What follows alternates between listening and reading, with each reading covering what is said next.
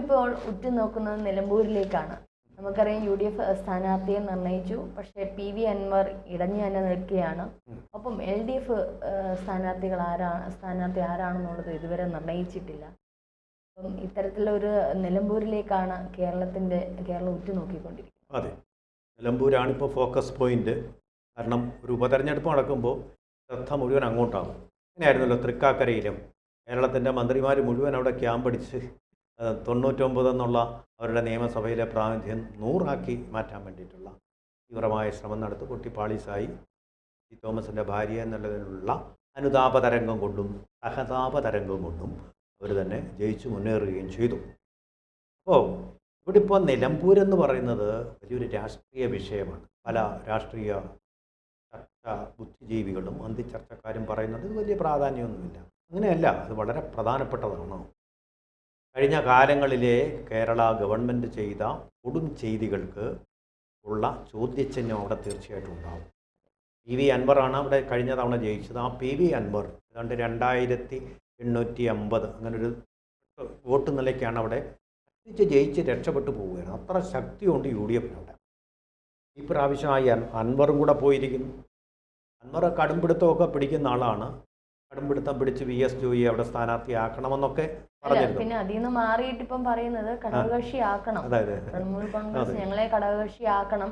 അപ്പൊ ഇന്ന് ഇപ്പൊ അൻവർ പറയുന്നത് VD സതീശൻ എന്റെ മുഖത്തിട്ടാണ് ചവിട്ടിയത്, ഞാൻ അങ്ങോട്ട് അപേക്ഷിച്ചിട്ട് പോലും എന്നെ ചേർക്കുന്നില്ല, എന്നെ ഏറ്റെടുക്കുന്നില്ല എന്നുള്ള തരത്തിലുള്ള വികാര നിർഭരമായിട്ടുള്ള കാര്യങ്ങളാണ് അൻവർ പറയുന്നത്. അതേ ഒരു വികാരജീവിയാണെന്ന് തോന്നുന്നു. ഇതേ PV അൻവർ തന്നെയാണ് പത്രസമ്മേളനത്തിലല്ല, നിയമസഭയുടെ പ്രത്യേക അവകാശം ഉന്നയിച്ചു.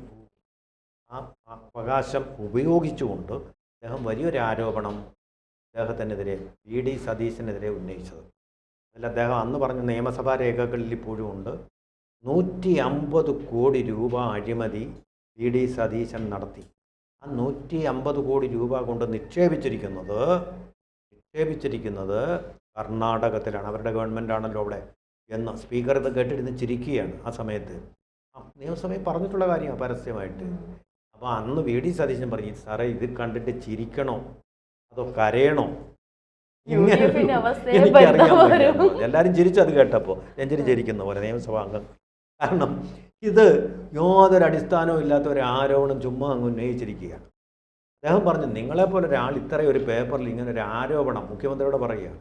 ഇത് അനുവദിച്ചത് തീർച്ചയായിട്ടും സ്പീക്കറോട് കൂടെ ഇങ്ങനെ അനുവദിച്ചത് വളരെ കഷ്ടമുണ്ട്, എനിക്ക് കരയാൻ തോന്നുന്നു. ഇവർ പറയുന്നത് കേട്ട് എനിക്ക് ചിരിക്കാൻ തോന്നുന്നു. പക്ഷേ നിങ്ങൾ അനുവാദം കൊടുത്തു എന്ന് പറയുമ്പോൾ എനിക്ക് കരച്ചിൽ തോന്നുന്നു. പിന്നെ ഒരു കാര്യം കൂടെ പറഞ്ഞു VD സതീശൻ, അതായത് ഇനി വരുന്ന നിയമസഭാ അംഗങ്ങളുണ്ടാവുമല്ലോ, ആ നിയമസഭ ഇങ്ങനൊരു അംഗം ഈ നിയമസഭയിൽ ഉണ്ടായിരുന്നു എന്നറിയുമ്പോൾ അവർക്ക് എത്രമാത്രം അറപ്പുണ്ടാവും. ഇങ്ങനൊരു കള്ളനായ ഒരു MLA ഉണ്ടായിരുന്നാണ് അദ്ദേഹം ഉദ്ദേശിച്ചത്. അപ്പോൾ അവർ നടക്കാനുള്ളതെല്ലാം അവർ തമ്മിൽ നടന്നു. അത് കഴിഞ്ഞിട്ട് ഏതാനും നാൾ കഴിഞ്ഞ് അദ്ദേഹം CPM വിട്ടു കഴിഞ്ഞപ്പോൾ ഈ PV അൻവർ തന്നെ അതേപോലെ തന്നെ ഒരു പത്രസമ്മേളനം നിയമസഭയിലല്ല, രാജിവെച്ചല്ലോ. അവിടെ ഇരുന്നുകൊണ്ട് അദ്ദേഹം പറഞ്ഞത്, ഞാൻ ക്ഷമിക്കുന്നു, അദ്ദേഹം എൻ്റെ വാക്കുകൾക്ക് എന്നോട് ക്ഷമിക്കണം, ഞാൻ പറഞ്ഞ വാക്കുകൾ അദ്ദേഹത്തിനെ വേദനിപ്പിച്ചിട്ടുണ്ടെങ്കിൽ എനിക്കതിൽ ക്ഷമാപണമുണ്ട്, ക്ഷമാപണം. അദ്ദേഹം സാഷ്ടാംഗ നമസ്കാരം നടത്തുകയാണ് VD സതീശൻ്റെ മുമ്പിൽ. അങ്ങനെ ഒരു വികാര ജീവിയാണത്, അത്രയും കണ്ടാൽ മതി. പക്ഷേ ഇവിടെ പ്രധാനം അതല്ല. PV അൻവറിൻ്റെ നിലപാടല്ല ഇവിടെ പ്രധാനം. പക്ഷേ ജനവിരുദ്ധ വികാരം എത്രമാത്രം ആഴത്തിലുണ്ടെന്നുള്ളതിൻ്റെ ഒരു ലിറ്റ്മസ് ടെസ്റ്റാണ്. അതിൻ്റെ ഒരു ഹിത പരിശോധനയാണ് ഇവിടെ നടക്കാൻ പോകുന്നത്. PV അൻവർ UDFൽ നിന്ന് മാറി നിൽക്കുകയാണ്. അങ്ങനെ വരാൻ സാധ്യതയില്ല. ചർച്ചകളൊക്കെ നടക്കുന്നുണ്ട്. ഒരുപക്ഷെ മറ്റേതെങ്കിലും അടുത്ത തെരഞ്ഞെടുപ്പുമായി ബന്ധപ്പെട്ട മറ്റെവിടെങ്കിലും ഒരു സീറ്റായിരിക്കും അദ്ദേഹം ഉദ്ദേശിക്കുന്നത്, ഘടകകക്ഷി ആയിക്കൊണ്ട് തന്നെ. അപ്പോൾ അതവിടെ നിലനിൽക്കേ ഇൻ കേസ് ഇനി PV അൻവർ ഇടഞ്ഞു തന്നെ നിൽക്കുകയാണെങ്കിൽ ഒരു പക്ഷേ അദ്ദേഹത്തിൻ്റെ ഒരു വോട്ട് വിഹിതം UDFന് മാറിപ്പോവില്ലേ? അവിടെ ഇത് പ്രസക്തമായ ഒരു ചോദ്യമാണ്. ഇവിടെ ഇപ്പോൾ ഇദ്ദേഹത്തിന് വേറെ കാര്യമൊന്നുമില്ല. അദ്ദേഹം പറയുന്നത് ആര്യാടൻ ഷൗക്കത്തിന് അവിടെ സ്ഥാനാർത്ഥിയാകരുത്. അവർ തമ്മിലുള്ളൊരു ഈഗോയുടെ ക്ലാഷ് മാത്രമേ ഉള്ളൂ, രാഷ്ട്രീയമില്ല അതിൽ. VS ജോയി ആകണമെന്ന് മാത്രമായിരിക്കത്തില്ല. കാരണം ഇപ്പൊ 2 തവണയായിട്ട് ആര്യാടന്റെ ഒരു കോട്ടയായിട്ട് മാറി നിലമ്പൂര്. അതിന് മുന്നല്ല, ആര്യാടന്റെ അല്ല അൻവറിന്റെ 2 തവണയായിട്ട്. അതിന് മുമ്പെല്ലാം ആര്യാടന്റെ ഒരു തരംഗമായിരുന്നു. പക്ഷെ ഇപ്പൊ ആര്യാടൻ ഷൗക്കത്ത് വന്നു. പക്ഷേ ഈ PV അൻവറിൻ്റെ ഒരു കോട്ടോ ഷൗക്കത്ത് അങ്ങ് ഏറ്റെടുത്തു കഴിഞ്ഞാൽ പിന്നെ നിലമ്പൂരിൽ അൻവറിന് അവിടെ ഒരു സ്ഥാനമില്ല എന്നുള്ള അദ്ദേഹത്തിൻ്റെ ഭയപ്പെടുത്തലല്ലേ? കാരണം മറ്റെവിടെയെങ്കിലും നിന്നാൽ ജയിച്ച് കയറിയില്ലെങ്കിലോ എന്നുള്ളൊരു പക്ഷേ VS ജോയി ആണെന്നുണ്ടെങ്കിൽ മാറ്റിയിട്ട് അൻവറിന് വീണ്ടും കയറാം അടുത്ത തെരഞ്ഞെടുപ്പിൽ എന്നുള്ള പ്ലാനിങ് അല്ലേ ഇപ്പോൾ പൊളിഞ്ഞത്? പ്ലാനിങ് ചിലപ്പോൾ അതൊരു വസ്തുതയാകാം, അത് പ്രധാനപ്പെട്ട വസ്തുതയാകാം. അതുപോലെ തന്നെ പ്രധാനപ്പെട്ടതാണ് ഇദ്ദേഹം VS ജോയിക്ക് വേണ്ടി വാദിക്കുന്നത്.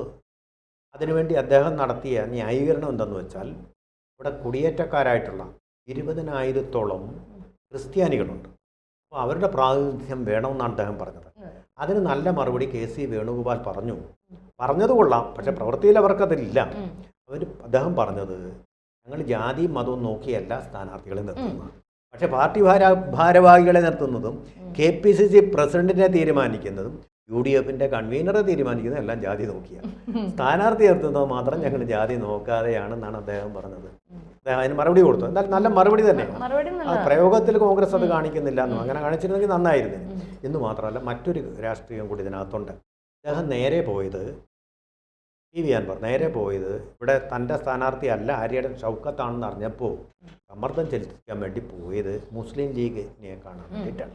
PK കുഞ്ഞാലിക്കുട്ടിയെയാണ് കണ്ടത്. PK കുഞ്ഞാലിക്കുട്ടി ഒരു കാരണവശാലും ഇതിൽ ഇടപെടുകയില്ലെന്ന് പറഞ്ഞു. അത് UDFന് സമ്മതനായിട്ടുള്ള ആര്യാടൻ മുഹമ്മദ് എന്ന് പറഞ്ഞു ഒരു അഴിമതി പോലും ഉരുളാത്ത ഒരു നേതാവാണ്. അപ്പം നമ്മളൊരു കാര്യം രഞ്ജനി ശ്രദ്ധിക്കണം. അതായത് പുതുപ്പള്ളിയിലായാലും തൃക്കാക്കരയായാലും ജയിച്ചിട്ടുള്ളത് ആ സഹതാപ തരംഗം, അനുതാപ തരംഗം. ഇവിടെ അങ്ങനൊരു സഹതാപ തരംഗമല്ല. കാരണം നേരത്തെ MLA PV അൻവർ ആയിരുന്നു.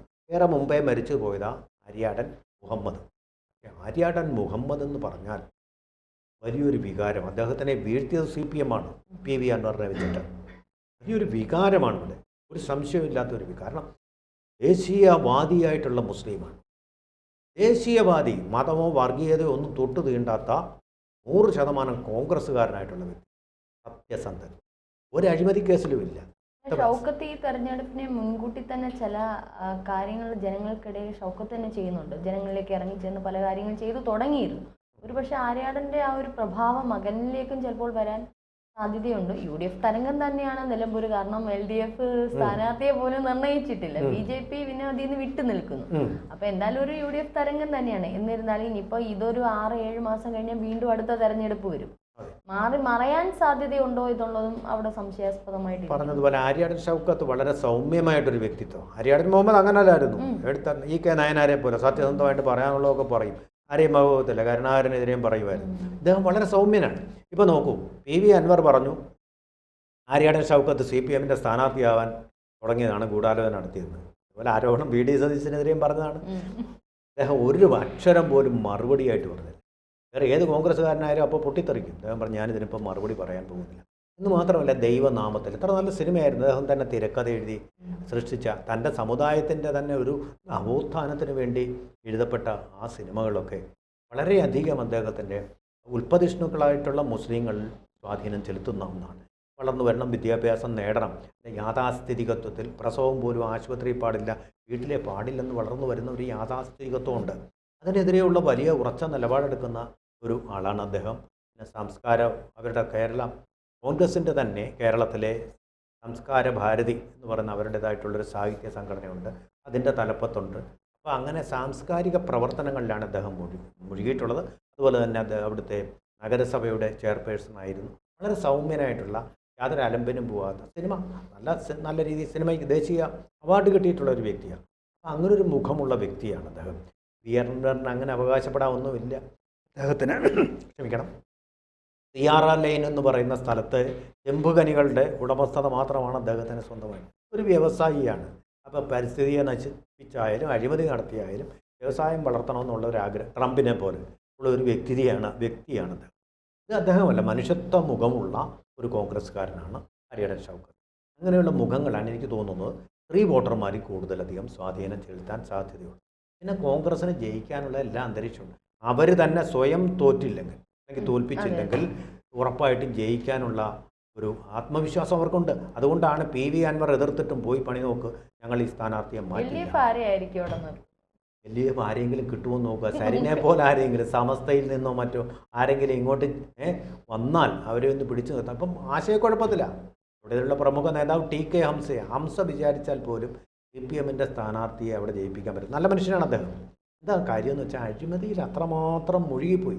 ജനവിരുദ്ധമായിരിക്കുന്ന പാർട്ടി ജനങ്ങളിൽ നിന്ന് വളരെ അകന്നുപോയി. അപ്പോൾ അതാണ് ഞാൻ പറഞ്ഞത്. അതുകൊണ്ട് ഇത് വളരെ പ്രധാനപ്പെട്ട തെരഞ്ഞെടുപ്പിനാണ്. CPM-ന് സ്വന്തം മുഖം കണ്ണാടിയിൽ മിററിൽ എന്നതുപോലെ കാണാനുള്ള ഒരു അവസരമാണ് നിലമ്പൂർ പ്രദാനം ചെയ്യുന്നത്. അതിന് അവർക്ക് നന്നായാൽ അവർക്ക് കൊള്ളാം.